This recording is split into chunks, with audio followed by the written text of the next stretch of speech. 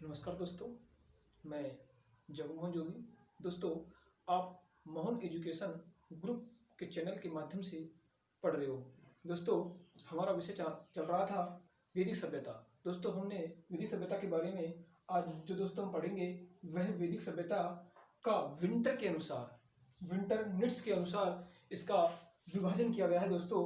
और winter nits ने जो वैदिक सभ्यता है उसको दो भागों में बांटा था।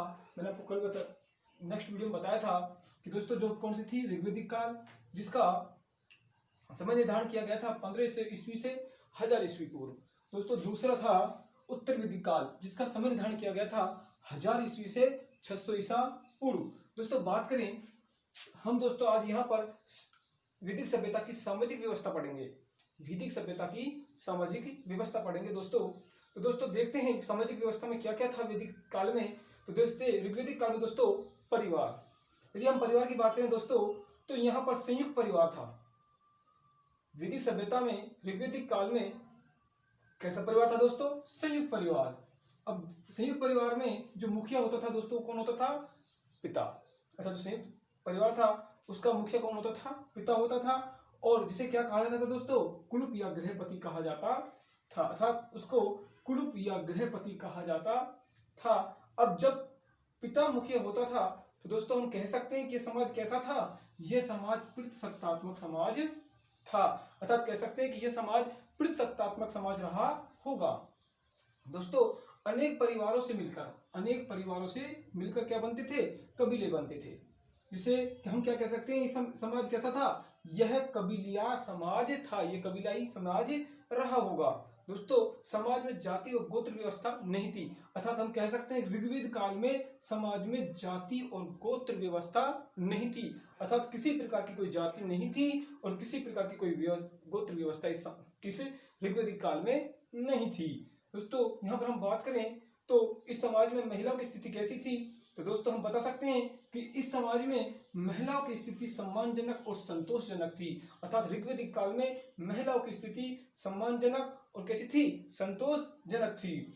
आगे बात करें तो महिलाओं को शिक्षा का अधिकार था।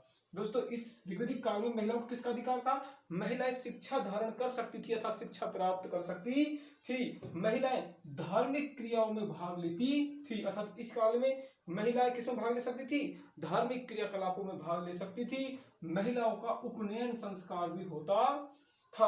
अर्थात इस काल में महिलाओं का क्या होता था? उपनयन संस्कार। अर्थात महिला यज्ञ आदि काल में क्या ले सकती थी? भाग ले सकती थी। अब हम बात करें दोस्तों ऋग्वैदिक काल की विदुषी महिलाओं की, ऋग्वैदिक काल की विदुषी महिलाओं की।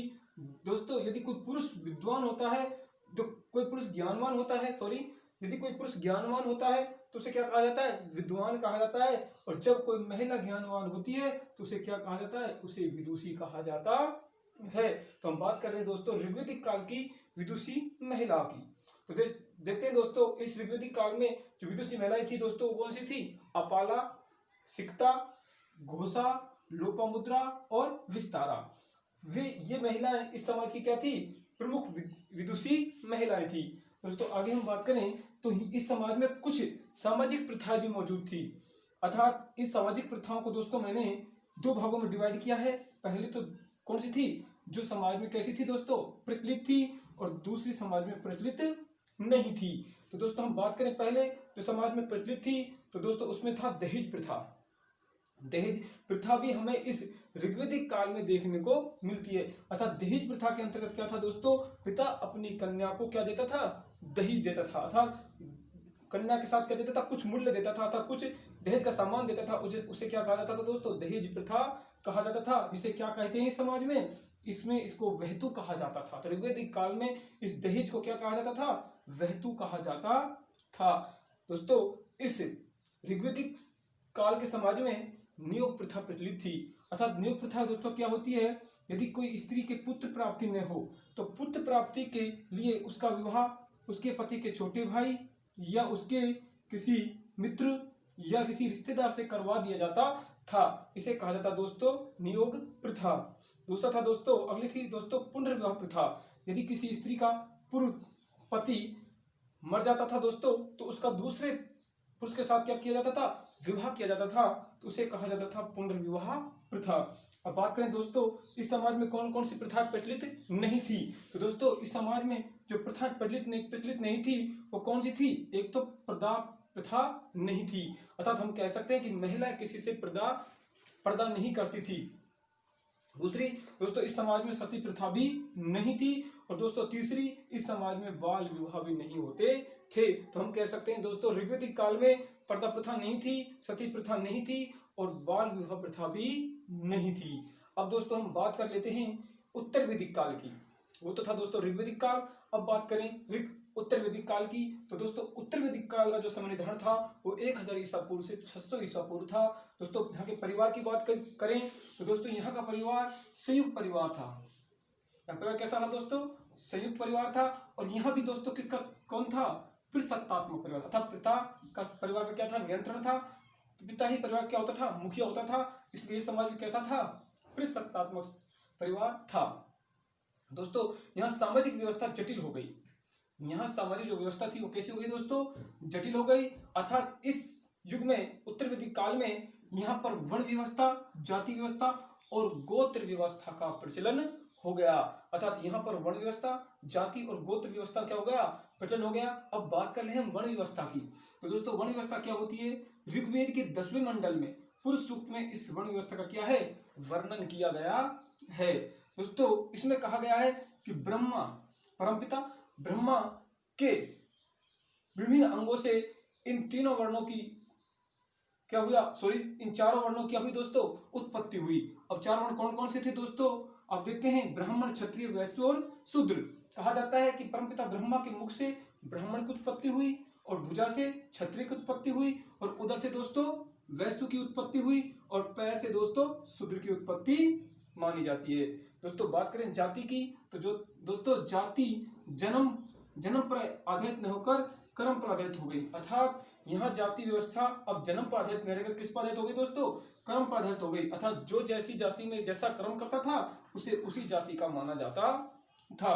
दोस्तों इस समाज में महिलाओं की स्थिति कैसी हो गई? निम्न हो गई। अर्थात महिलाओं की स्थिति कैसी हो गई? धीरे धीरे बेकार हो गई। और यहाँ पर दोस्तों क्या हुआ?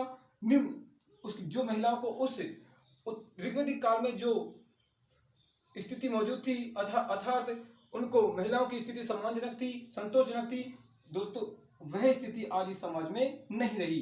दोस्तों क्या हुआ? शिक्षा का अधिकार भी महिलाओं से क्या कर दिया गया? छीन लिया गया। अर्थात इस उत्तर वैदिक काल में महिलाएं शिक्षा प्राप्त नहीं कर सकती थी।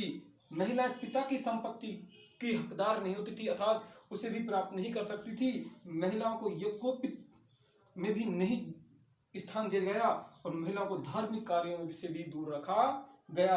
अर्थात दोस्तों अब इसकी बात करें हम, प्रथाएं इस समाज में भी प्रथाएं मौजूद थी। दोस्तों यहाँ भी नियोग प्रथा थी, दहेज प्रथा भी थी। दोस्तों अब हम बात कर ले ऋग्वैदिक काल में बाल विवाह नहीं होते थे, लेकिन हमें उत्तर वैदिक काल में बाल विवाह के प्रमाण मिलते हैं। अर्थात हम कह सकते हैं कि उत्तर वैदिक काल में बाल विवाह होने शुरू हो गए और इस काल में भी दोस्तों पुनर्विवाह होते थे।